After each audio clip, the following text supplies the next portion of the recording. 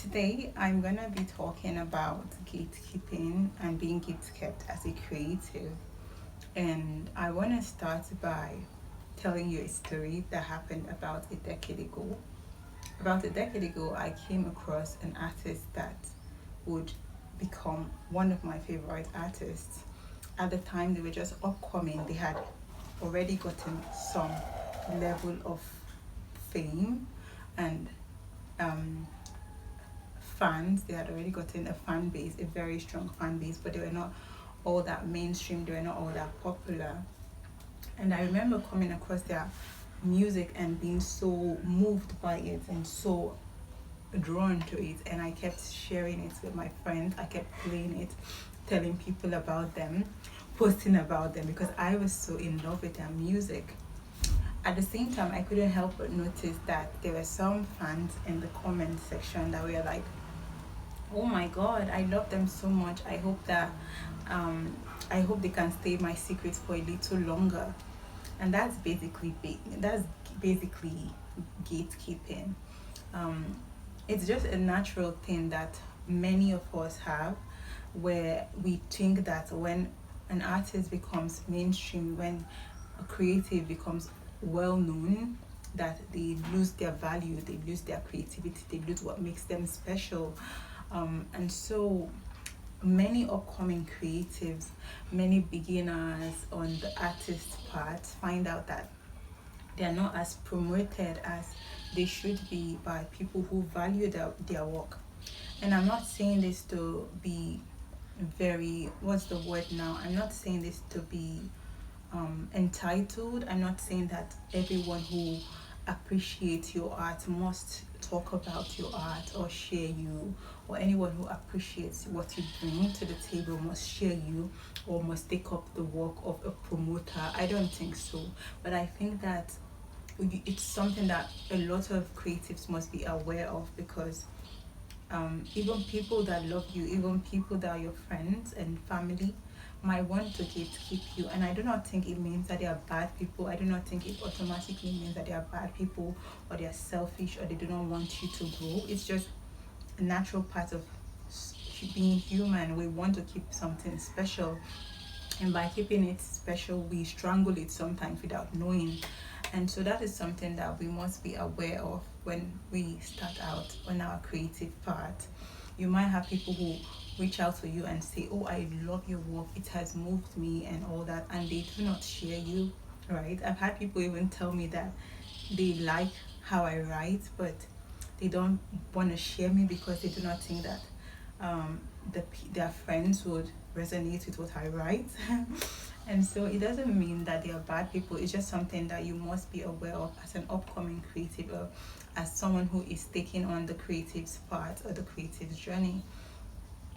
Another example of this, another very poignant example of this is the the story about Jesus. If you're a Christian or you have been in the Christian religion at some point, you might have heard about the story of Jesus and his disciples, where the disciples wanted to stop people from coming to him, even children.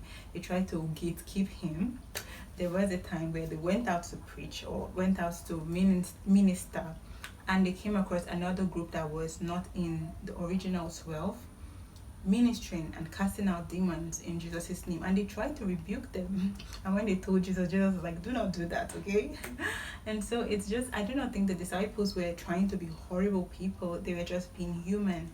And so it's something that you must understand when you start out your creative part, that there are people that would love your work and will not share you and would not want you to grow bigger, because we like the idea of gatekeeping. We like, a lot of us like the idea of being in the know, the few people who know how valuable this thing is. And that's why people have secret cults. That's why all these things are part of human behavior and human society. That's why we have gate kept societies and all that, gate kept knowledge and gate kept wisdom and all that.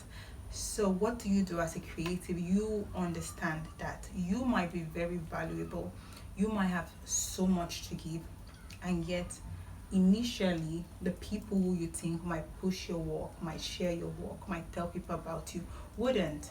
So how do you mitigate that? I think that one of the ways to do that is by not letting yourself be gate kept.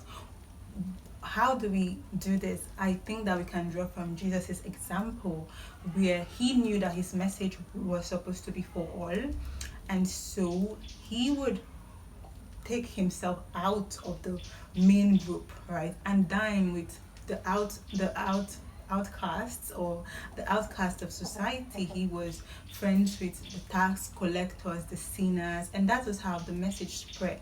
So I know that many times we have an idea of the kinds of people that would resonate with our work, but we should not gatekeep ourselves because people can surprise us. The people that you think might not resonate with your work might end up resonating with your work, might end up surprising you. We should not judge books by their cover, right? Even for the artist, even for the creative, you should not judge books by their covers. You should not just limit yourself. Push yourself out there, plant your seeds, in different ways.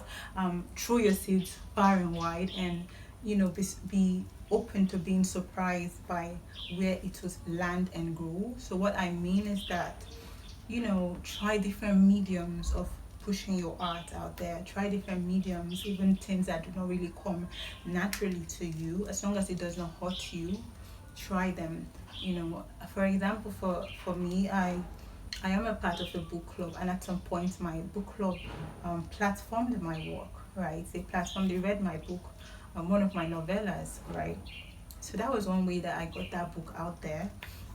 Another thing you can do is to submit your, like for me, I submitted some of my works to publishers, local and foreign publishers, and I reach out to people. I reach out to some, publishing houses, and see if they like my work and all that. I have not one, but I have been shortlisted in some competitions because I put myself out there.